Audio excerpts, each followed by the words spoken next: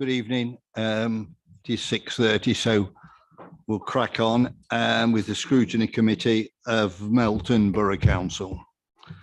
Members are reminded that we'll be using the audio-visual system this evening, and the meeting will also be streamed live on YouTube. Members are asked to physically raise their hands in the usual way to indicate they wish to speak, and to use their microphones when speaking for the benefit of all present. The microphone is live when the red light displays. Please switch mobile phones to silent. Should you need to leave the room during the meeting, unless it is an emergency evacuation, when emergency exit should be used, please use the marked exit and entrance. I will now provide a reminder of the evacuation procedure. In the event of having to evacuate the council chamber, please leave by one of the 6 emergency exits around the sides of the chamber. Please assemble at the far side of the front car park nearest to the park entrance. Officers will be on hand to assist persons who require any assistance. Public recording of the meeting. There is legislation that allows the public to film, record, or use social media at a council meeting. This must not be disruptive to the good order of the meeting, nor include any filming or recording of the public seating area. Alongside myself, Councillor Robert Child, the Chairman of the Scrutiny Committee, I confirm that the following members are present and participating in this meeting. Councillors Siggy Atherton, Prue Chandler, Jeannie Douglas, Margaret Clancy, and Jacob Wilkinson. I understand that Councillor Tim Webster is still at work and may join us later. In addition to this, we have the following council officers in attendance: the Chief Executive, Ed de Coverley, the Director for Housing and Communities, the Deputy Chief Executive, Michelle Howard, the Director for Growth and Regeneration, Pranali Paraka, the Corporate Services Manager, David Scott, the HR and Communications Manager, Sarah Jane O'Connor, and the Senior Democratic Services and Scrutiny Officer, Adam Green. We're almost outnumbered there. Apologies for absence, Councillor Posnett, and if he doesn't come along, Councillor Webster.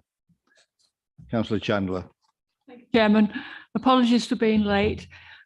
Councillor Holmes was coming, but the lady who's having her dog while she's in hospital hasn't turned up, so she's got to wait till she comes. So she'll be missing the meeting and sends her apologies. Thank you very much. Thank you. Item 2, to confirm the meetings of the scrutiny meeting held on 4 dates. The 25th of May, we'll take each one as it comes. 25th of May.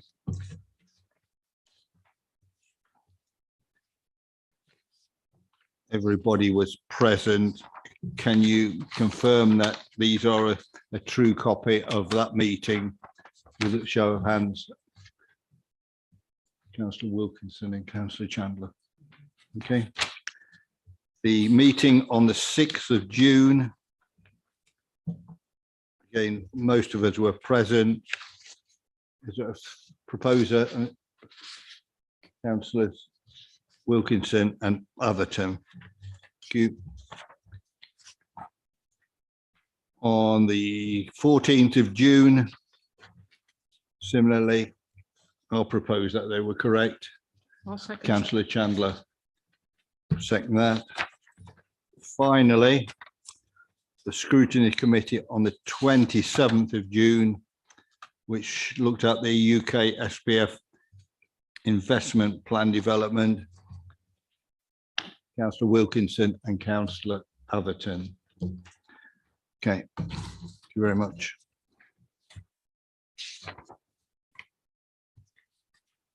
I invite members who wish to do so to make declarations of interest in respect of items on the agenda for this meeting.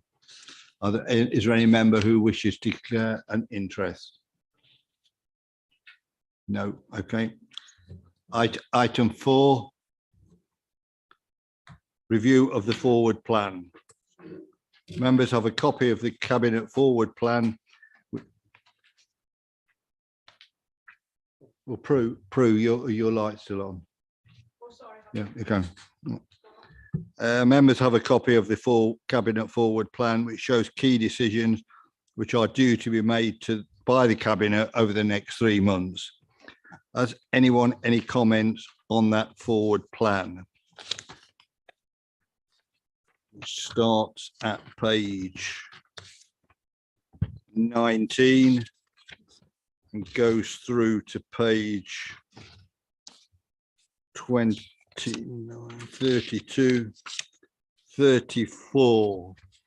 Has anyone got any comments on what the Cabinet are going to consider ahead? Okay, that's there's no comments on that, Adam. Okay, thank you. So item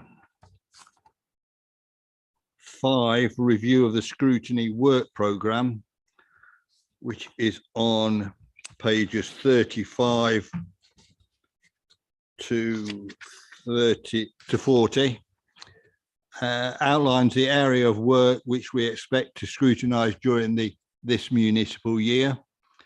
The version of the work programme incorporates the ideas and suggestions which were raised at the work programme development workshop on the 22nd of June. I invite any comments on the work programme. Councillor Wilkinson. Thank you, Chair. I just want to confirm for the crime and I know I bring this up every time, but the crime and disorder one in September, has the Police and Crime Commissioner been invited as per my request? Okay, so the request has been taken on board by the officers and they will be in contact. Our officer has been on leave. He's returned this week. Okay.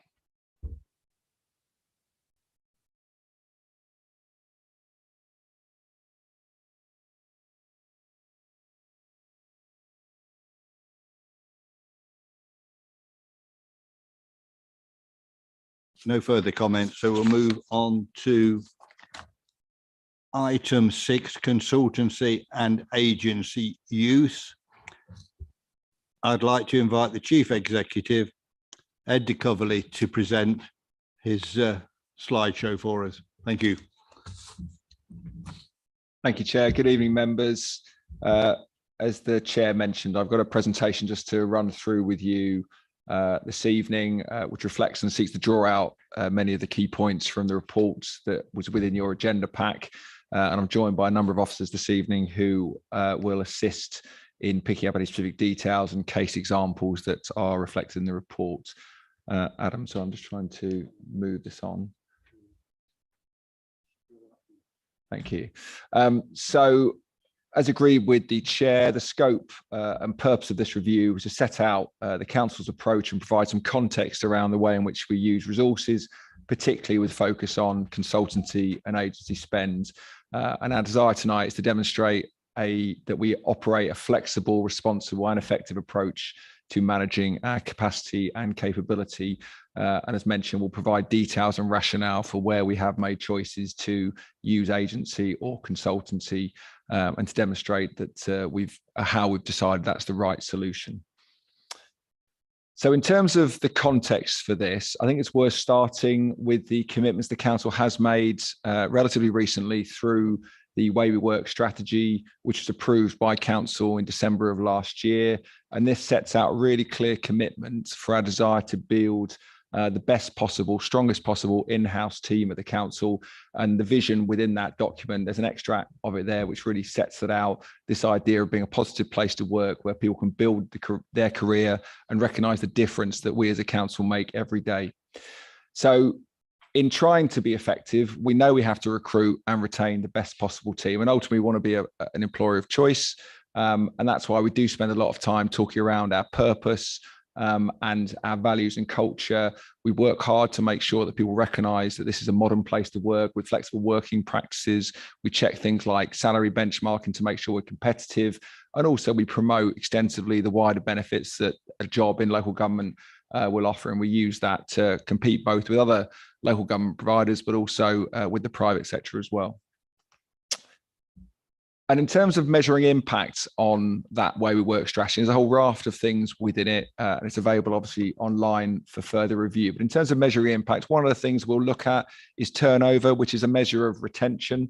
And I think it's fair to say that our focus on this as a key issue has never been far from our mind. It's certainly been something that the leader and I have had on our radar since we both took up our posts in at the end of 2017. And I think it's fair to say it's worth reflecting on kind of where we've come from, because there were major challenges of this authority because of the capacity and capability drain that had happened over the preceding years. We'd lost about 15% of the organisation. So we were in a vulnerable position. There were some real challenges for us as an organisation, and we've had to do a fair amount of rebuilding of a whole range of teams since that, some of which obviously we've talked a lot about, housing being a great example, which is obviously one of our key priorities. So the first workforce strategy that we adopted was adopted in 2018, and there's a big focus on leadership, culture and values, as I said, and rebuilding that capability. And since then, there's a whole range of new teams and structures in place, big increase in recruitment, and also a reduction in turnover. And that went from 18% down to a much more manageable 11%. And the graph that's in your table or in your report bears this out and shows that kind of drain and reduction in headcount within the organisation from 16 to 18, 2016 to 18, and then at the adoption of the workforce strategy, how we flipped that and had more starters and recruitment and less leavers at that point to start to rebuild some of that capacity.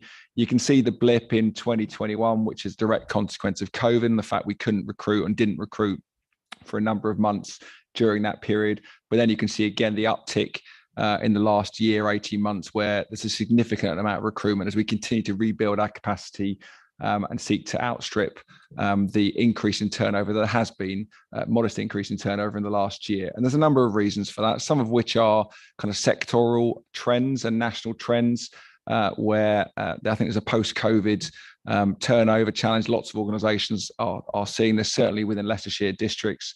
We've seen this, and our level of 15% turnover currently is very comparable with many of our neighbouring councils. And we've also had, and we need to be straight up about this, we've also had some direct challenges in one of our teams, particularly housing, where there's been direct targeted headhunting of officers, which has led to a disproportionate amount of turnover in that place, which we hope we have now abated. But as I mentioned, there is also significant recruitment that's gone alongside that. And I'm very happy and confident in the appointments that we've made, which I think have really added to the organisation.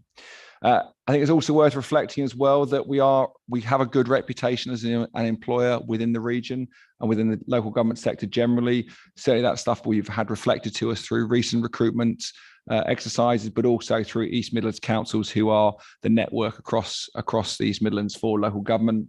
So we have to keep building on and keep promoting our strong and positive reputation as a way of attracting the best possible talent to Melton.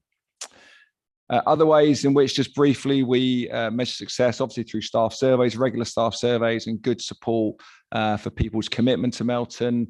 The fact they recognise that we as an organisation care, and that's one of our core values as an organisation, and also a very high proportion of people feel trusted by their managers, again, which is indicative of a positive culture. Not saying we get everything right, but it's a really key emphasis for us to be a good, positive place for people to build their careers. We obviously undertake exit interviews as well. So where people do leave us, we try and understand why. Often it's for a new challenge. And as we know, we've seen some direct recruitment and headhunting, as I mentioned, but also, and particularly post-COVID, this kind of increase in people taking stock of their work-life balance, possibly retiring, or just choosing a different lifestyle. And as I mentioned, we're well connected within the East Midlands and allow ourselves and have the opportunity to benchmark with other councils and consider things like best practice and learning from other places. In terms of vacancy management, so recognising that turnover will happen, it's inevitable and in many ways desirable, so long as it's at a manageable level. Clearly, we have vacancies that arise from time to time, and we do manage those proactively. So we don't just go straight out for recruitment. We'll consider the best option for each vacancy that comes. So managers are asked to consider the need for the ongoing need for the role, whether it needs to be changed, whether that service area may be being reviewed, in which case there might be some changes in the future, and do we need to build in some flexibility so we don't recruit someone and then have an issue whereby we have to make a compulsory redundancy down the line. Also, we explore opportunities for collaboration. So is there an opportunity for a shared service or a shared a shared role that may increase efficiency or increase resilience, or ultimately make the role more attractive and allow us to have a more chance of successfully recruiting to it as well. And all vacancies that are approved are ultimately signed off by the director and myself. And just again, kind of to give the context around our approach to resource management, it's useful to note that the vast majority of vacancies that we do advertise are recruited to permanently, nearly 3/4, and pleasingly 20% of those are through internal progression. So that's something we want to keep building on, but great to see colleagues internally being appointed to new roles. Those roles where we do fill them temporarily are typically because there may be seasonal work, like in environmental management and maintenance, or where we have temporary funding. So obviously through COVID, we had a whole raft of grant funding, which was temporary, and we used that to boost capacity in certain areas where they were under pressure, but only could afford to do so for a temporary basis. Or if you've got things like apprenticeships, which again, we're trying to encourage to give people entry-level roles and work experience. 9% of the roles we advertise are unfilled, and that's indicative of in some areas, particularly there being a challenging market for certain skills, and particularly in areas where there are sector-wide skills shortages, like planning or housing, for example. It might require us to bring in an interim to cover those posts if we can't fill them, or again, take stock and think how we can make a role more attractive. And there is a big focus, and this is something that's articulated clearly in the way we work strategy I mentioned at the beginning, where we do focus on internal development and try to create opportunities for people to progress and build their careers within the council. So there's a case study in your report referring to planning and the work done there to try to create through career grading, succession planning opportunities. So as people develop their skills and become accredited, they move up the salary scale and obviously get the financial benefits from that, rather than having to move on or to a different council to then get a salary increase. And as I mentioned, we use apprenticeships, and we also use the Kickstart scheme, one of the government's response to COVID. I think we had 8 Kickstart placements, some of who have now moved into permanent positions within the council, which is great. And that was young people who were on benefits, who needed support for work. We managed to support 8 of those to move through the organisation. So once we've gone through that process, there are occasions when we will tactically use interims or colleagues from agencies. And whilst accepting, we are committed to building our best and most capable in-house team. As I said, there are sometimes good reasons where we will use an interim. So that may be, for example, where there is going to be a gap in appointments between someone leaving an organisation and then someone looking to start. And particularly for more senior roles, often there's 3 months notice to be served. There's obviously a recruitment process to go through. So you can have 6 months gaps sometimes. So sometimes it's necessary to bring someone in to bridge that gap and make sure we can maintain a level of continuity and traction and grip ultimately. As I mentioned earlier, there are times when we want to take stock and not just go like for like, but actually look and think whether we want to do something different with the role. So to buy ourselves a bit of operational breathing space, again, we might bring an interim to bridge that gap. Where a service review is underway, so we may already be looking at options. Again, we want some time to do that. Or where there's a specialist piece of work that may require a certain skill, we might bring someone in particularly for that. And again, in your report, there's a number of examples just giving some real context to the principles I've just described there about how we'll want to use interims effectively and tactically. And as I say, there's a few examples there which we can explore with you in more details. And all those appointments are made in line with the agency and off payroll working policy that we have at the council. And there's a summary of wider agency spend in your appendix as well. Moving on then to consultancy and external expertise. Like all districts, the reality is that in some areas we have very small teams, and simply it's sometimes not possible or good value to directly employ all the skills required to deliver the aspirations the council has. So if that is the case, then clearly we need to consider expertise externally or consultancy. And there's a number of areas and reasons why we would choose to do that. And again, they're set out in your report. And I will just talk to a few, and then I'll hand over to my colleagues just to talk to some of the biggest specific examples, just to set the scene on those before we then move back to the chair for discussion and questions. So there's a couple of there where we may have specific expertise required for a certain period of time. So a good example of that is the cemetery development feasibility. We only need to build and develop cemeteries every now and again, once in a generation possibly. So there's no value in retaining that expertise within the council substantively. So it makes sense to go to those who are experts and specialists in that area and seek that advice and guidance from them. And it's a heavily regulated area, so it makes absolutely sense that we would commission someone in the way we have to do that piece of work for us. We also sometimes want to secure external accredited validation for key pieces of work. So the Botsford Transport Study is a good example of that.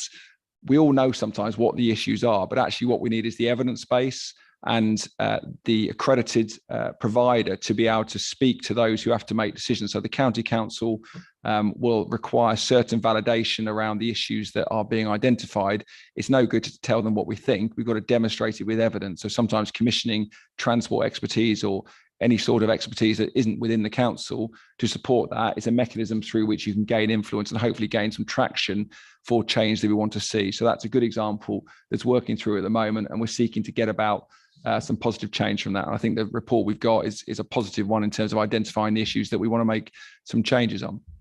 And then the final example, simple examples, where we recently, through the HRA business plan, asked Savills to review that for us to make sure that we had tested it robustly, that we weren't missing anything, that we were managing the risks included, that we'd done the sensitivity analysis, and they provided us extra reassurance on a high risk, high profile piece of work to make sure that the report that comes before council this Thursday is absolutely what you need it to be as members, and that we as officers can then implement on your behalf. So now I'll just hand over to my colleagues just to touch on these 5 examples and just run through the detail of those. So I'll hand over to Pranali first. Thank you, Chair. Thanks, Ed. Being a part of the Director for Growth and Regeneration role is about managing place. And that's why in property planning and development and regeneration area, it's bound to be more work that we need, which requires a whole range of multidisciplinary expertise and skills that, as Ed mentioned, we haven't got within the council. So these are few of the examples where we have used consultants in the last 2 to 3 years. Particularly the first one, which is the development of Stockyard proposal, which is now being submitted for levelling up funding bid. So this project started with 80,000 that we received as grant funding from LEP around 3 years ago. We used some of that money to prepare a demand analysis, which looked at what are the different uses which are viable within the town center. And if we develop certain uses on this site, then what is the likelihood that we will achieve commercial revenue income from those uses, and those uses we will find occupiers to go into those buildings. So we need that first due diligence work. That work then helped us into building up more funding bids for the wider development of our sites, which then fed into the asset development program. But coming back to the Stockyard, part of the money we used to do the initial feasibility to look at what the site can contain. If we are looking at developing food production units or commercial units, then how much we can develop, how much would it cost, and actually, if we do develop it, how much income would it generate? So is it worth doing it, was the second question. And then the leftover money we used to then look at the finally detailed design, which is now ready to be submitted for levelling up funding bid. So that 80,000 grant money, it has helped us prepare a £10 million levelling up funding bid, which is going to be submitted to the government in the next week. So that's the context, that the money we received, grant funding, external money, we used it wisely to lever more funding from elsewhere. The second example, which is the asset development program, which is a similar case that we used, again, as I said, the demand analysis to inform our decision about what we can do, what is the potential for our council-owned sites. We used that again to put another funding bid in to a LEP from the business rate pool funding to look at what can actually we do. So look at detailed design, planning applications, any mitigations we needed to do to get it to the market, and look at commercial occupation of those sites. So that work is, as you know, we are doing it currently through the asset development program, and we managed to receive £500,000 £100,000 worth of grant funding from LEP through that initial investment we did. The third bit, which is highlighted here, sorry, that's part of the Northgate integration. But if I move on to the fourth one first, which is the health and leisure project. So again, that whole, the initial work on the demand study did highlight what we needed to do on the leisure provision and where the leisure market is going.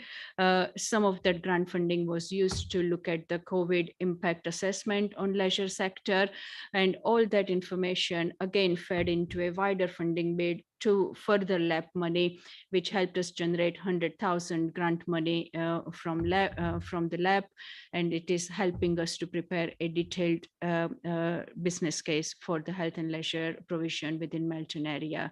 The expertise required for that piece of work is quite wide-ranging and quite multidisciplinary. We need architects, we need master planners, we need mechanical and electrical and all the utilities expertise. We need costing and funding advice, and we need procurement advice for a leisure operation. So it's a really multidisciplinary piece of work, which again, we haven't got internal expertise, but again, the kind of consultants we needed to go to, we needed to make sure that we would have it under one umbrella, and it will be a one-stop shop for us to get all the expertise in a very coherent and consistent way through one consultant's work.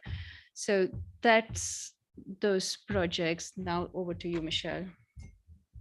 Thank you. So I'll pick up on the implementation of Northgate. So you'll have heard us talk a lot at Scrutiny recently around the housing improvements that we've been making.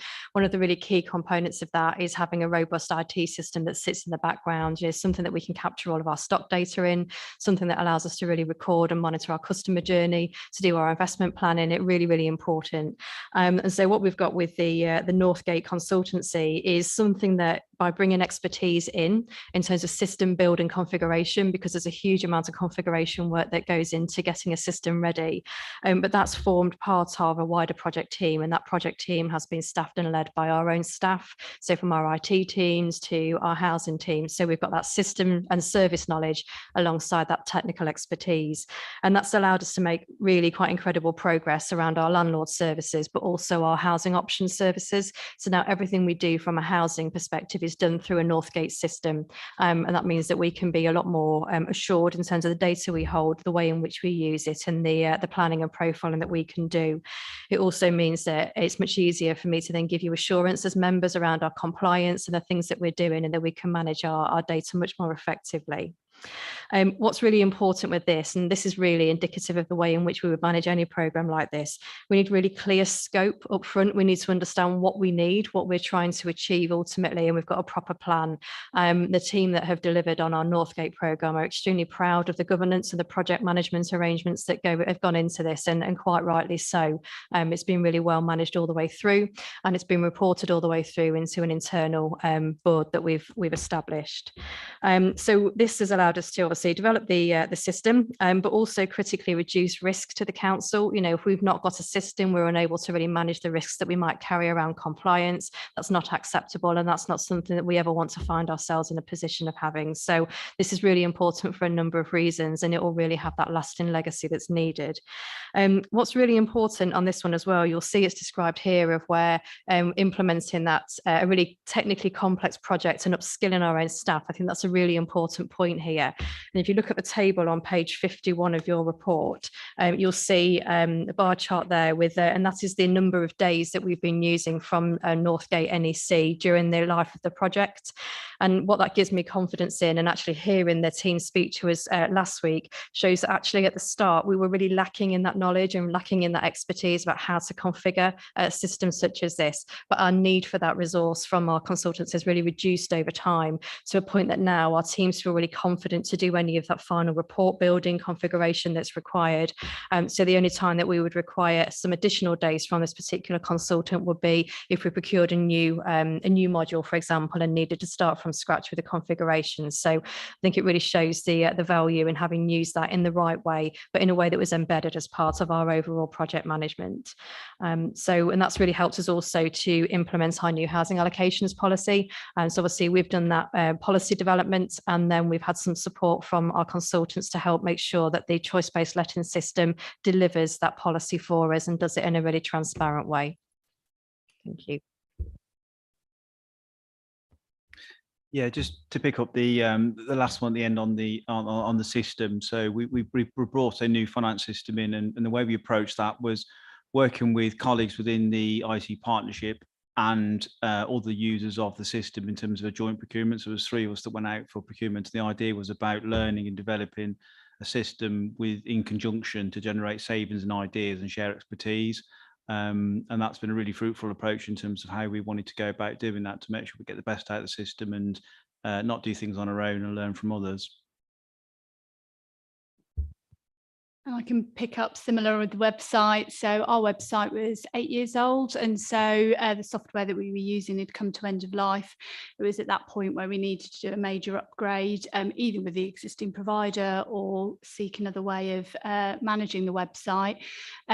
It's the shop window, so to speak, for our digital services, and lots of third-party services actually need to integrate with the website as well. Blaby District Council had implemented Umbruco, which is open source, which means it's free and can be developed. So they had delivered that. They were happy for us to use their design and their structure, and they had built a lot of the integrations on similar systems that we were using, for example, modern.gov, your committee software.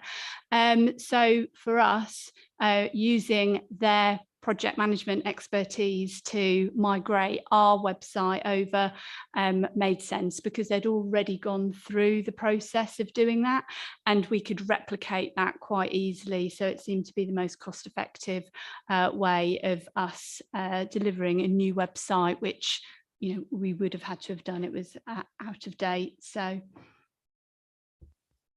Thank you, colleagues. So just a few examples there, Chair, of how we've considered and utilised consultancy to support the aims of the council. And in front of you, members, you have a 2-page table which just sets those out in context across a range of other things where we have used consultants. We've tried to draw out, as I say, a number of examples just to bring things to life. Just to conclude then, Chair, if I may, so I hope what we've shown, and we know certainly that we are an ambitious and forward-thinking council, and that through this presentation, the report before you today, you can see there's a comprehensive approach to resource management. There is an absolute commitment from the council to build the strongest possible in-house team, but also a recognition that trends of employment are changing, and there are significant changes in people's expectations around flexible working, and we'll need to keep adapting to stay in front of that and make sure we're ready for the workforce of tomorrow. Where we do use interims and consultants, decisions are made based on need and identifying the best approach to get the required outcomes. And ultimately as well, really importantly, all these consultants and agents are properly procured in line with the relevant policies we have. They are fully funded, and often they are utilising grant funding, which the council has been extremely successful at securing. So just picking up the points Pranali was making earlier on, for £70,000 of our own money, we've leveraged in £855,000 from the business rates pool, which is far greater than other councils and districts have managed locally. And ultimately, all of these efforts are around delivering the council's agenda articulated through the corporate strategy. So a multifaceted approach, but one that we hope will bear fruit and deliver. And very happy now, Chair, to obviously receive any questions or comments. Thank you. Thank you very much for that comprehensive report from the officers. Thank you. I wondered if there's any consultancy Kate employed over the last 3 years which hasn't been acted on. For instance, the there was one done on housing potential on council-owned land. I can't ever remember that being acted on. Can you throw any light on it? So that was part of the work that we did in terms of assessing the development potential of about 10 council sites, which was done, you're right, at the start of the 2019. And that piece of work actually provided the base information for the funding bid for the asset development program. So that was the start of the work, where we used our own 70,000 from the reserves to do that piece of work, which included general fund as well as HRA sites, including Gretton Court and few other HRA sites. But that work provided information for the funding bid for the 500,000 grant funding that we received, which made the asset development program. Absolutely, yes, yeah.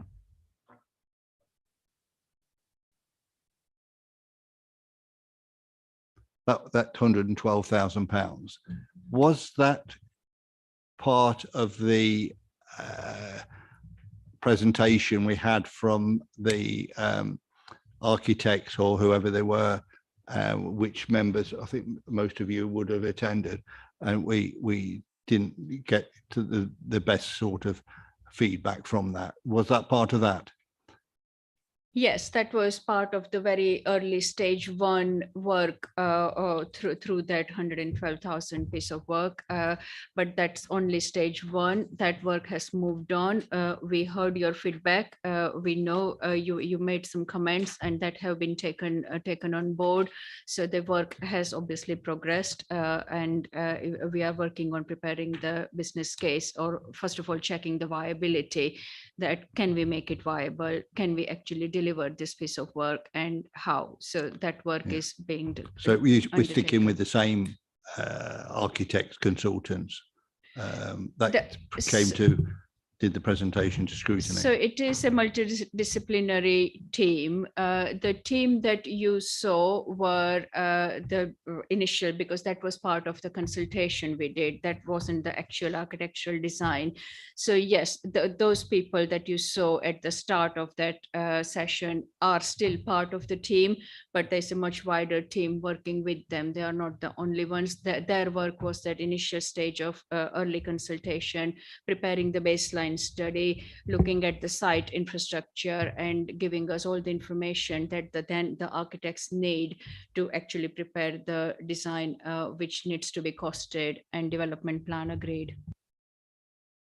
Councillor Chandler. Wouldn't go off now, it won't come on.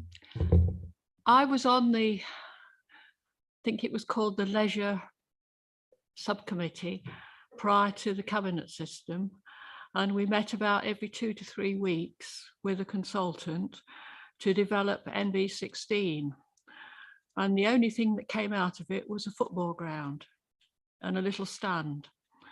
What's happened to the rest of the findings? I mean, we were meeting on, perhaps it was an exaggeration to say every fortnight, but we were certainly meeting on more than a monthly basis, and there were lots of facts and figures and paper produced, but nothing ever came of it other than the football ground. Ed's got his finger up, he's going to tell me.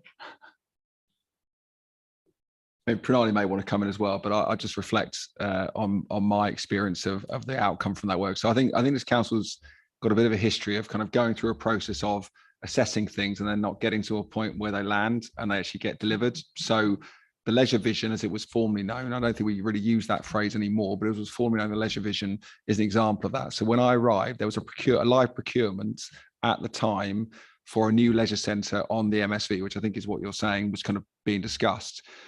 The problem with that procurement, and if I'm honest, it was fairly apparent it was going to be difficult, it was talking about protecting the existing provision at Waterfield and building a new leisure centre and expecting the market to provide the funding to do that. When that procurement concluded, it was abundantly clear that was completely unaffordable, because essentially what you've got is two centres cannibalising each other in terms of demand, and Melton isn't big enough to sustain 2 centres offering the same facilities. So the market will not solve this problem for us because it's not there. It's going to have to be subsidized in some way by ourselves. So that the product of that work was plan A is not affordable and it's never going to be affordable, and the market will not plug the gap for us. So what we've been trying to do since, and the work that Pranali is leading now, is very much seeking to do, and it's absolutely got a razor sharp focus on this bit, is how do we fund this and make it affordable? Because unless we can answer that question, you know, it's pointless going any further, and we'll have to face some really difficult consequences and decisions to the council about what the future of leisure provision means. Now, I'm not prepared to say to the community that we serve that we're going to shut leisure centres. And I know you as members wouldn't ask me or wouldn't want me to do that. So we're going to leave no stone unturned to find a creative solution to meet that funding challenge. And basically it means we've got to raise 30 million quid. That's the kind of number we're talking about to be able to build a new leisure centre and then create something that we can be proud of for a next generation. Because that's what we're talking about. Waterfield's 60 years old. And we need to build something that is going to provide the next generation with leisure for that length of time. So it is a, you know, this sounds a bit grandiose, but it's a once in a generation challenge and opportunity we've got. And that is why we have been successful through the work of Pranali's team in securing a decent amount of money. And we need to use that wisely and judiciously to get an outcome to the question of how we finance it. Pranali's mentioned, we all recognize that first session didn't land well, wasn't what we needed, and we've reset from there. And the absolute focus right now for those the consultants are specialists, and they are specialists in leisure, and they worked with many councils on leisure provision and supported them to build leisure centres, is how do we finance this? And it might require cross subsidy. It will certainly require some accessing grant funding from Sport England and others. We already have principally secured a further £2 million from the business rates fund to input into that. So we're trying to build a funding package, and that's where we've got to start. And that's the conversation we need to have with you as members. And we hope to bring this to a head, you know, in the next 3 to 4 months. We need to be getting to a position where we can identify a funding package. If we do that, and we know we can raise that kind of capital, that's when we can start talking about what's it going to look like, what's it going to have in it, how big's a swimming pool, how many squash courts, all those kind of things. But until we can resolve that funding question, we can't proceed. But we are absolutely focused on that, and that is our priority. So I'm not interested in bringing another pie in the sky proposition in front of members that will be nice to do. We've got to land this one if we're going to get it right. But it's not going to be easy, and we've not got an answer yet, but that's what we're working on very, very carefully. Important that, yeah, I think it is important that we channel our resources into something that's good, is achievable. Yes, Councillor Chan.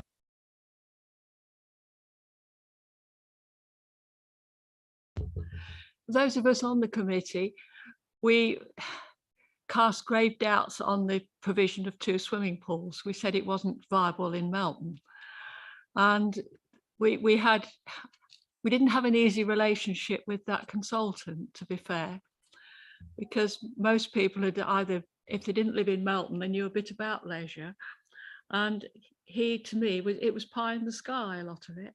And we could never fund it. And it's once you've even put you've got it on the ground, somebody's got to pay for it. And we're Melton people on a low wage economy being able to fork out, you know, £25 like you have to pay at Grantham to hire a tennis court.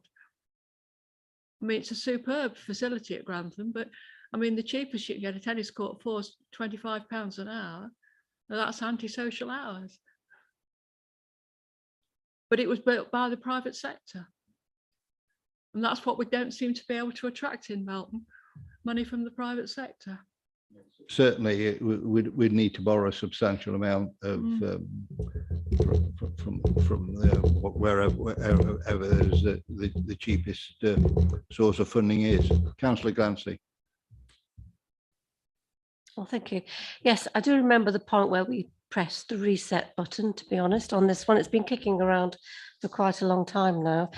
I think we all realise that the viability of having 2 leisure areas just wasn't going anywhere. But I would encourage everyone to sort of get on board with this, and let's get this done, because we need it, you know, for our health moving forward. COVID gave us one hell of a, sorry, excuse the language, but it gave us an awful shot to sort of wake up. We know what's important, and now we need to get the job done. I can only encourage everyone to get on board and do it as quickly as possible. And if everybody has to go out with a sort of cap in hand to try and get money for it, I think that's perhaps what we have to do. There has to be some way where we can do it and deliver without it taking another 5 years. Wilkinson. Thank you, Chair. The paper we received today appears on the face of it to be a holistic account of the consultancies that we have used in the last 3 years, but I know for a fact that it isn't because there are elements missing. Do officers know how much in total we've spent on consultancies? For instance, climate change, climate emergency consultancy isn't listed on here, which I know is about £10,000. We had a meeting last week and we were informed of how much it costs in terms of consultancy. But I just want to know, do we know for sure how much over the last 3 years we have spent on consultants, whether it be from grant funding or not? I look to my colleagues, see if they can offer that. I know this is obviously only up to 21-22, so I'm not sure when that expenditure has been incurred, whether it's this financial year. I know, I mean, some of the, I know, Dave, perhaps you want to comment on kind of the work to try and identify the list. It's not straightforward in terms of just providing a single snapshot of the budget book, which is available to anyone to look at any point in terms of expenditure, because some of these things are coded. For example, if you just take the rough code, elections expenditure is included in there, for example. So that's obviously not a consultancy. So we've taken that out. So there's been an attempt to try and make it into exactly what is straight consultancy. There's been no attempt to not include things that should be in there. I don't know if, colleagues, you can clarify whether it's coming up on a different line. I'm making a guess here, but I think it's the growth and regeneration in your appendix A of the report in 21-22, the 30,000 that does include the climate change baseline study, but I will need to double check on that. As I say, just to be clear, what we've not done is just given you a straight cut, because that would have had all sorts of anomalies in it. And so we tried to make it into that, which is actually, you would decide, you would review as consultancy. But if we miss stuff, we'll happily pick that up. So it may well be it's categorized in a different area. Or it may be that it is a 22-23 expenditure possibly as well, which isn't reflected on the report. Thank you. Yeah, it's just that even if you take the grant funding out, it is a decent chunk of core budget that is being spent on consultants. And as a committee, I think we should, I'm not saying you're trying to hide anything. I'm just saying, things may have been missed, but we want to be as transparent as we can with each other. On the vacancies element, I just wanted to check how often service areas and their capacity are reviewed by the senior leadership team. There have been issues in licensing and planning where there has been a long-running capacity issue, which both have needed extra resource, which has only now just been resolved. But are there other areas in the council where there is very high capacity in the team and they are in need of extra bodies to actually provide a decent service? If I just offer a couple of initial reflections and perhaps hand over to colleagues to pick up on specifics. So it's difficult, let's be real about the fact that, we are a smaller organization than we were. So, I mean, 2010, our budget was 6.7 million. Today it's 4.9. We have the same responsibilities. So like for like, take inflation into account, we're 40% smaller than we were. So inevitably, while still being ambitious and want to get things done, we are under pressure and we've got to be really judicious trying to manage that. We do test capacity through things like the staff survey, wellbeing surveys. We have a lot of, particularly during COVID, lots of touch points with colleagues just to check in and make sure they're doing okay. Where there are pinch points, we try and address them. We have moved resources around. Michelle's looking at the moment at her team are trying to move resources around again to try and address things as things change, because demands change, needs change. So we do also, in last year, we did what we call a service blueprint and a diagnostic, basically. So across all service areas, checked in on, have we got the basic foundations in place? Have we got policies, procedures, capacity, capability? So we use that as a mechanism to flush things out, and that then informed the budget that was developed in October last year. So we have regular checkpoints, but clearly there are still areas where we're under pressure and we've got to keep revisiting. And we've got small teams, and that's a challenge as well, because you lose one person and suddenly you've got a challenge. So trying to overcome that and build resilience through things like the partnerships, building control, as a mechanism to try and mitigate some of those risks. But colleagues, anything you'd like to add at all? Yeah, so if I can come in. So for me, I've been with the council for a year now, and in that time we've been looking at, how do we best align some of our resources to deliver as well. So, thinking about those key outcomes and objectives we want to achieve. So you'll have seen us bring our case management team and housing options team close together to move some of their roles and responsibilities around. We have just moved our light bulb service, which is something that's delivered in partnership with other councils alongside those services, so that we've got everything focused on people being done in one place, and that helps us to make much better use of our resources. But we're also looking at, we talk a lot about a people offer. What does it mean? We're trying to really define that, and then try to do some realignment within our directorate to make sure that we are best resourced to deliver the priorities that you set for us as members. We also look at our risk register. So something I pay really close attention to is risk. Members will be aware I've had some particular risks and challenges around office, having capacity and the officers in the right roles within the housing directorate in particular. And we've made really good progress there to make sure that we've focused on the right recruitment, the right people in the right roles. And we focus very much on values and behaviours when we recruit, because we genuinely believe that people need to really aspire to the values that we have in order to thrive. So all of those things together come towards making sure we make the best use of the capacity that we've got. The other thing that we make sure we do is we really encourage our teams to be empowered, that if they are really struggling and unable to deliver, then they talk to us. We've got a really open relationship with our teams where they can come and tell us if things have been tricky, if we need to do things differently. A couple of examples in housing, we've encountered some risks and we've had to bring some temporary resource in, and we will do that. We do not want to break our teams, but we have to be realistic about the budget envelope that we work within.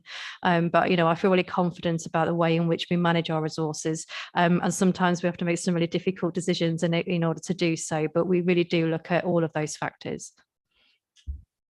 Ask probably Pranali here on the tourism. Over the last 3 years, we've spent about 90,000.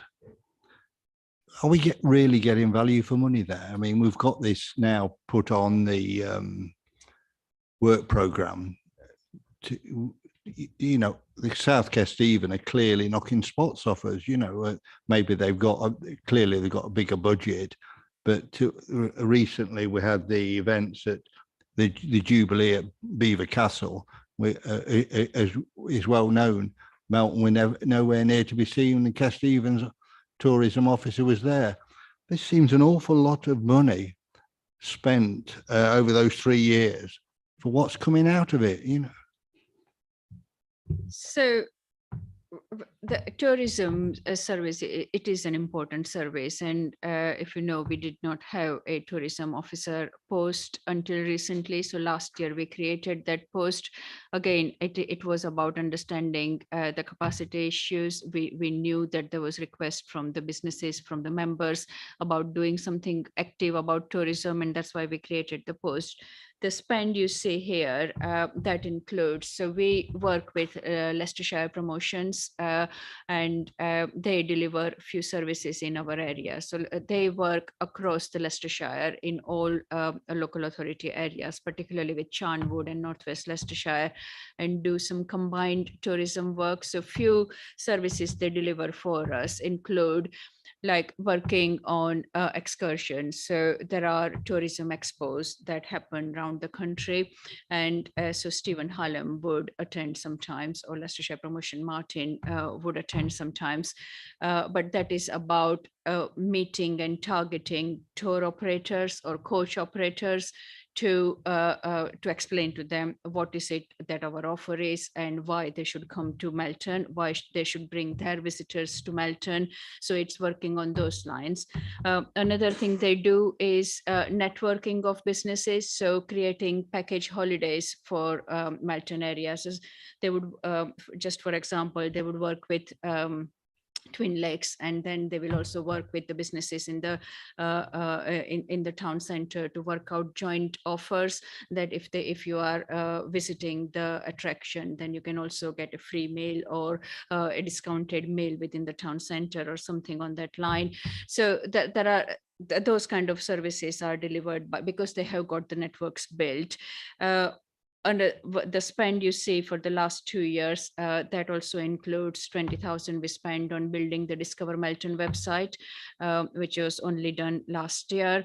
And about that website, it wasn't just about creating the digital format. We needed to create the content as well. So we needed to create all those pictures, the right kind of write-up that goes with it, but also the maps and illustrations and all that. So that took some effort and time and money. And the last thing we are looking at currently working with the bid as well as Leicestershire Promotions is the wider digital promotion area. So if you remember, recently we had done earlier in the year, we did the digital promotion on social media of town center businesses. So the niche shops within the bid area were given special platforms on social media platforms, and that became very popular. So those kind of activities are being delivered, and these are specialist areas. It's not just one tourism officer's work. It requires very different skill sets and wide-ranging skill sets. So that's where the money has gone, but working with partners. Is the advertising promote? I never see a great deal of advertising. Where would it be? I'm clearly reading. Sorry. It's only appealing to pensioners who come on coach trips to Melton. What about people who, like me and my wife, we might say, oh, should we go to Northumberland for the weekend and get an Airbnb? Because, you know, Northumberland's got a great offering. You know, what is declaring interest, you know, or the Cotswolds, or, you know, oh, we'll go to Warwickshire or something. There's no real kind of that kind of attraction to Melton. We just kind of, it's all about coach trips.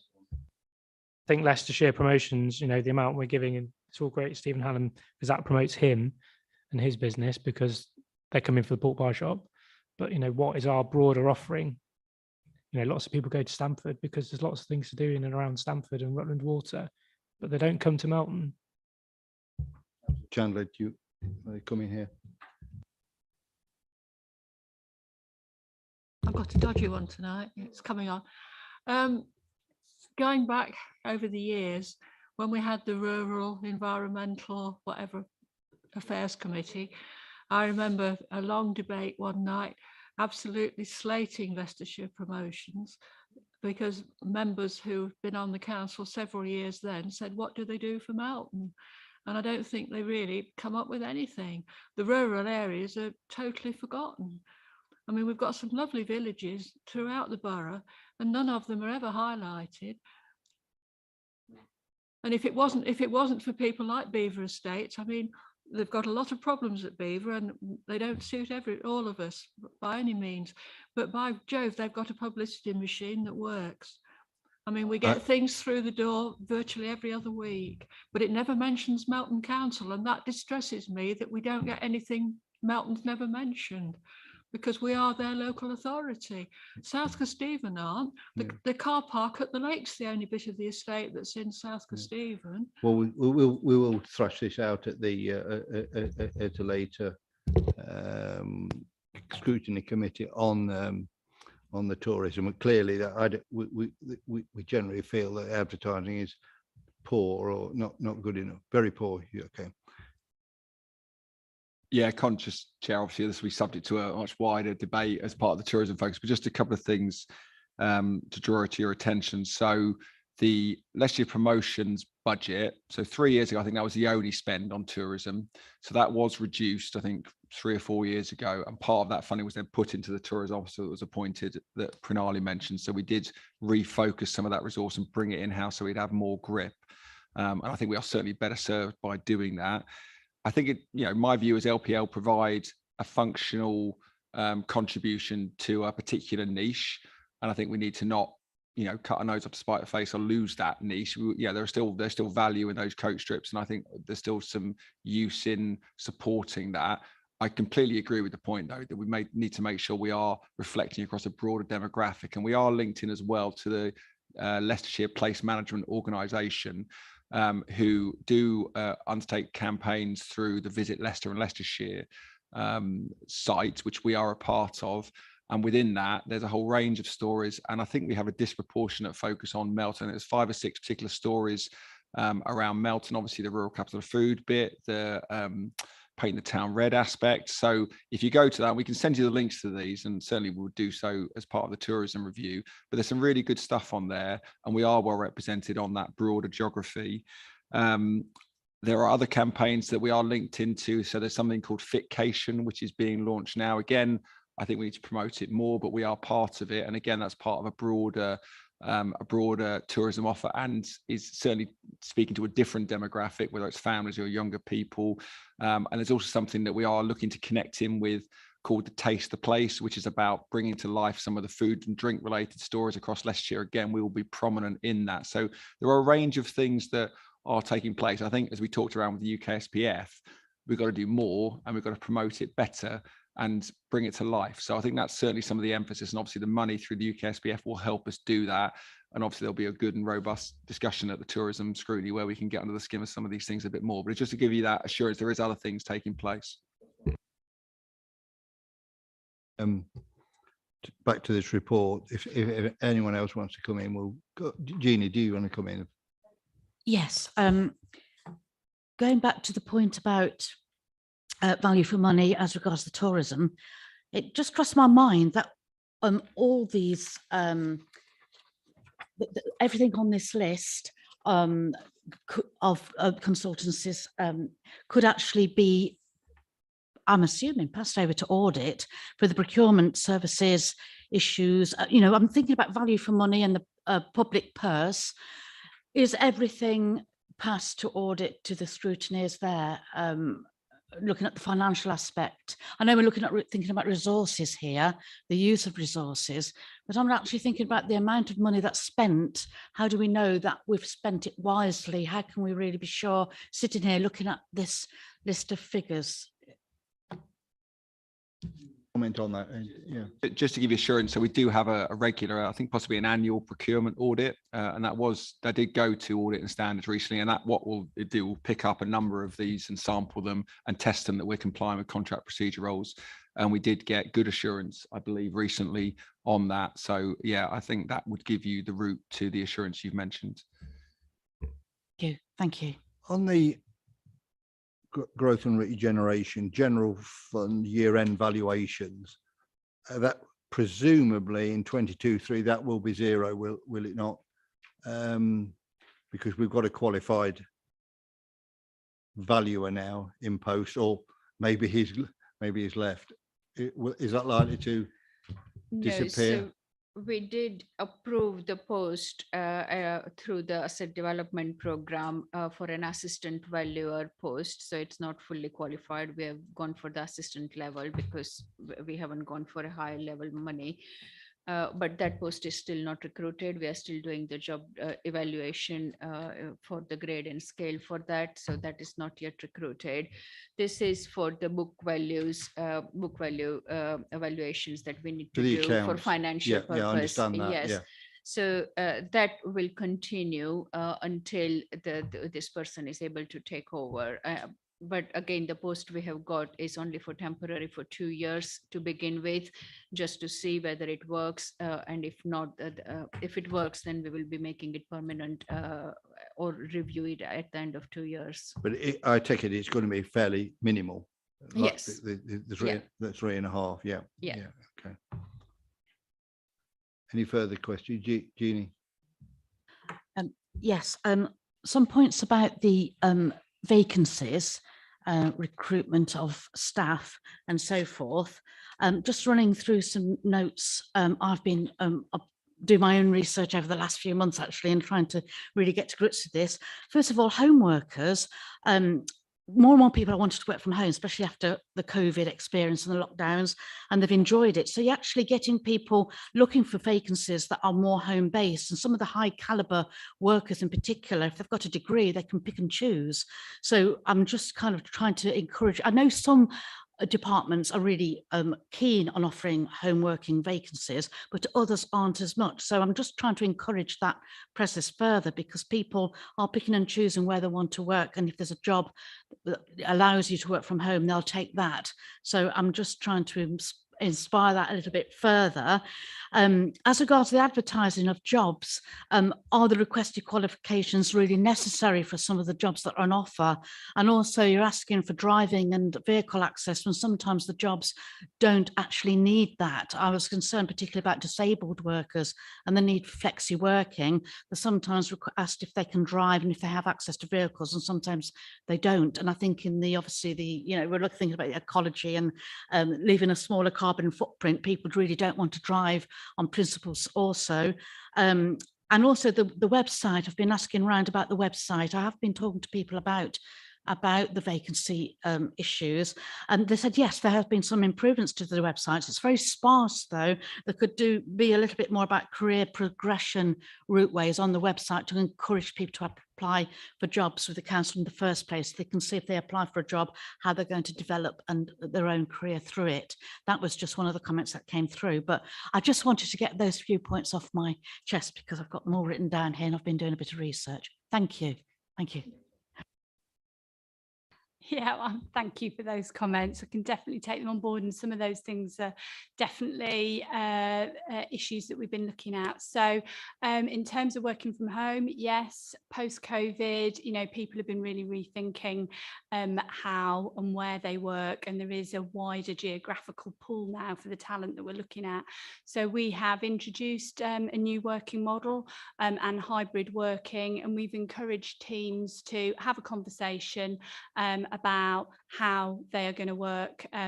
There will be, you know, times where people need to collaborate and they do need to come into the office and, you know, they're seeing customers face to face. But for others, you know, if they're doing concentrated work and work is a safe and healthy environment for them to work in, we are actively encouraging that. People have the IT to be able to do that, and they are set up to work that way. So a one sort of working model throughout isn't going to work, because we're all delivering completely different services to the customers. So teams are very much focusing on making sure that they're delivering the best possible service for the customers in a hybrid and flexible working way. Driving, I agree with you, absolutely. We would make sure that it was an essential requirement for the role. We are a rural area and we have a lot of visiting officers, so there are occasions where they do need to drive, but we wouldn't put that on a person's spec if it wasn't. And we would also look at if there was another way that they could undertake that role, if there were other reasonable adjustments that we could put in place for that. You talked about qualifications. When we were reviewing our strategy and our new working model, we also put in place a behaviour framework linked to our values. So we focus more on recruitment around people's behaviours rather than the qualifications that they have. I think there are some roles where you do need a professional qualification to be able to undertake that role, but not across all of them, and we would question that. We do look and make sure that people have got the right behaviours, the attitude in terms of you know, meeting our culture here. Some of the skills can be taught and that can be developed, and we want to make sure that we can develop people and grow your own. So some of the roles that we have put in place, we can use planning as an example. You know, we have brought career graded posts in, so people can start at a lower level and develop, and we can you know, send them to university or do an advanced apprenticeship to develop those skills.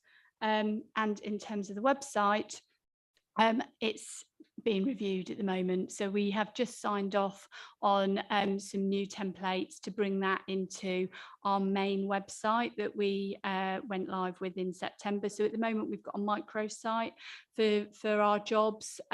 That has also gone out of date. So we are moving that onto our main site. So we will be putting all of our job roles on there, and we are looking at all of the content. So I agree with you. Yes, thank you for those comments. Councillor Wilkinson. Thank you, Chair. I think it's really great that we've got 8 apprentices, but I want to know, obviously, we're investing in those young people. How many of those will or have been offered substantial posts on completion of their apprenticeship? Or do we help them to find subsequent employment? So the 8 that was referred to in the presentation, they were Kickstart employees. So they were roles created by DWP. They were new roles created. And so they're not on our establishment. So, but what we have done with those young people is support them in applying for jobs, and they have been mentored into making sure that they can apply for vacancies as they come up. So those positions didn't exist on our establishment, they were additional. In terms of our apprenticeships, I haven't got the figures exactly to hand, but I don't recall going through the process of dismissing apprentices at the end. More often than not, we have got to a point where there has been a natural course of progression through a vacancy, and we would make sure that they were equipped with all of the skills to be able to apply for those vacancies, and we retain those skills. So I would like to say, off the top of my head, a majority of the apprentices that we do bring in will go on to secure a different position within the authority. Glancy. Yes, my question relates to the apprenticeship and etc. I'm really glad to see that we are doing that now, and I'm really glad about the kickstart. But have we considered having a year placement for graduates from university? Because that's where that will tie into a lot of our economy and going forward and retaining the right sort of people to come into the town, basically to boost the economy. And I just wondered how we're doing with that, or have we even embarked on it? Chief Executive would like to respond to that. Thank you. Thank you. Yeah, and then I'll hand over to Sarah Jane again. I couldn't agree with you more. I'd love to see graduates coming through MBC for us, but also for local government sector. I don't think we do a good enough job as a sector promoting ourselves to graduates or industrial placements in the way you described. So it's interesting. Sarah Jane and I had a conversation just the other day, I think last week possibly, about what we can do to join the LGA graduate recruitment and retention scheme. And whether that's something we do ourselves or do in collaboration with Leicestershire districts and county possibly, there's an active dialogue around that, which I think we need to do more of. And I'd love officers and members to be going into universities and promoting what we do and the opportunity that is created. And people are just blissfully unaware, aren't they? And more often than not, you hear people falling into local government. Well, we can do better. Actually, it's a great career, it's a great opportunity. Let's gather them up. We've got 3 universities on our doorstep, so I think we need to do much more of that. And actually, through the UK SPF, there's money allocated to that again, because it was a theme that came through the workshops that we had. So there is some funding for that, and I really hope we can do some good stuff with it. Don't forget, we've also got Nottingham as well, which is on our border, so we could attract people from Nottingham. The only reason I mention it is my son, he did a placement year on his 4 years as a surveyor, and he worked for a Leicestershire company, and he then went back to them after his degree. So it will work going forward, and I just think we need to do more. If we want to attract people, we have to do more to attract. We can't just sit back and think people are going to realize we're here and they want to come and work. We have to go and sell ourselves, and we can only do that by putting our head above the silo and looking out. I think it's very, very important. Thank you. Thank you, Chair. On Thursday, I went to a graduation in Leicester campus. On the campus side, they had about 6 stores from different council offices, one from Nottingham, Coventry, Derby, literally been there and given prospects out for people to come and do a taster year and things like that. That was an opportunity we missed. Absolutely, because they had queues of people there, having a look and things like taking the prospect home, reading it and thinking about it. Things like that, we should have a prospect. Every time there's a graduation coming up, we should be there, having a stall, handing things out. do we know when these dates are? Have we got a source of information coming, and maybe we could attend those, Pranali? So yes, we do have information. We haven't been able to do so far only because of capacity issues, but it is definitely on the radar and particularly on the work program for the economic development team. We do currently work through the skill partnership across Leicestershire, where both universities from Leicester are on part of the board. And yes, we are aware we need to do more, and it is a good suggestion. We'll definitely taking it forward. Okay, so just really quickly to come in, I think this is why it'll be good to do something in collaboration with other districts, because I think that's how you get some economy of scale. You can share resources, and actually you could have Leicestershire districts as a presence at that place, and we share the prospectus and we show what it means to work at a district council or borough council. So, but that's exactly what I mean. If we're going to do something as a set of districts, collaboration with the LGA, who've already got a graduate recruitment program established, it's the kind of thing we should be doing, speaking to those universities. So yeah, I mean, that's add that to Sarah Jane's to-do list to pick up as part of the discussion we had the other day. Can I further to that? Can you let members know on the benchmarking, see a chart or some figures, see how we compare with other East Midlands councils? It is on top of page 45. In terms of the turnover rate? Yeah, well, any information you have, Yeah. can you email that out to the committee? Yes, Which I can do. You know, if we're doing that benchmarking with other HR teams with East Midlands Council, let's have a look at it. You know, if you forward that over the next couple of weeks. I can do it now. Yeah. Okay, Send there it you are. over. Perfect. Just to come back on that, students at university are just about to finish their second year. Some of them will take a year out to do practical work and things like that. Now would be the opportunity to get in contact with all those universities and offer a year of practical work to do things and things like that. We get the people to come in, but also you then establish automatically in link for when they graduate, when they have the degree, when they have the masters and things like that. Now is the time to do it. Not everybody, when I spoke to people on Thursday, but it'd be really good to start doing it. Okay, on that one.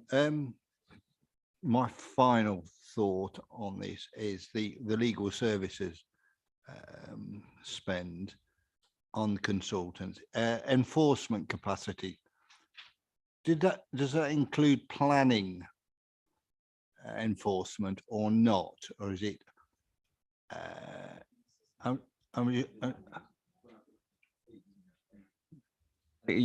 Just yeah, I think this is legal fees. This isn't paying for enforcement officers. This is paying for lawyers and barristers and legal advice to support. Just to clarify. Yeah, so it's not enforcement. Not enforcement officers, but if the enforcement officer is building a case, yeah, and we're looking to take it to court, then obviously one of our internal lawyers will look at that, or we commission a barrister or counsel to act on our behalf.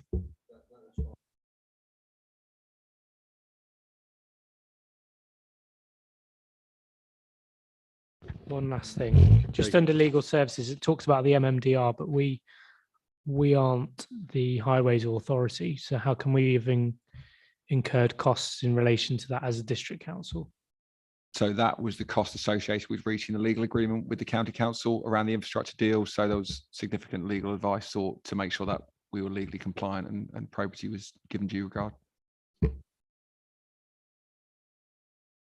I should just say on that actually we had significant costs arising from that discussion funded by Homes England. So part of that would have been funded by Homes England grant.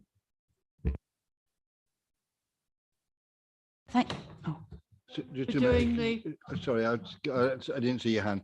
Councillor Douglas, do you want to just? Yes, going back, and I'm sorry I'm going back, but it keeps coming to mind about the health and leisure.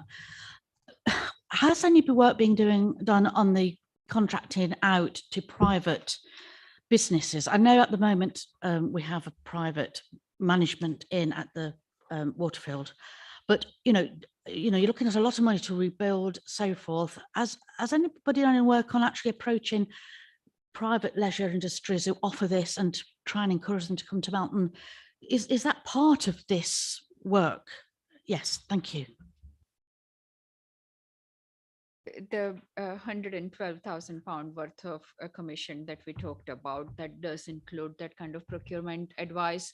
So not just procurement of the operator of the building, but also procurement of the design and build contract or design, build and operate contract. So there are lots of different models out there. And yes, we do need to look at option appraisal for each one of them. Handler. Oh, you can hear me without, oh, it's on now. When we did the local plan, we had to have legal consultants in virtually every other month because we were being challenged by the major developers, and it cost a bomb, that did. But that came out of the planning fees and etc. So it didn't really hit the council too badly, but it was money that could have gone into other resources. That was the problem. But I just fear the same thing will happen when we review the local plan. Well, yeah, and we would have used the local plan reserve, which we hold for that purpose, and we still have that reserve, and we will draw on that reserve for those purposes. But hopefully, by doing the review now in a prudent, timely way, we'll be less susceptible and less subject to challenge, and that's what we've started doing. Obviously, with 18 months still to go before the local plan loses its legitimacy or it falls out of time in terms of its review. The AGM, and we haven't met yet.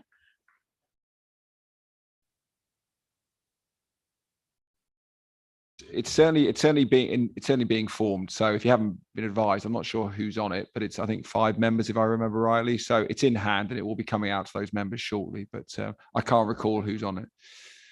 Yeah, it's in hand with the officers. We can get an update on it, but I know it's certainly in hand. It's just I'm not sure what the status of it is at the moment. Members aware on page 48, as part of the briefing, I did ask whether at 5.5.9, the head of neighbourhoods, interim head of neighbourhoods, that role is, I'm told at the last week that role will be coming to an end in September. The person apparently has done a great deal of work and move things forward on the cemetery and various other expertise he had. So yeah, that's right. Yeah.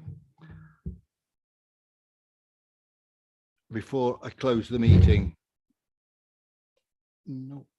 Okay. Well, thank you very much to the officers for your time, and I think we've had a good almost 90 minutes of scrutinising the consultancy. Many thanks. As there is no urgent business, the recommendation is that Scrutiny considers the report and provides comments for consideration by the Cabinet. So if that's all, if we all agree on that recommendation, I'll close the meeting at 7:50. Thank you and good night.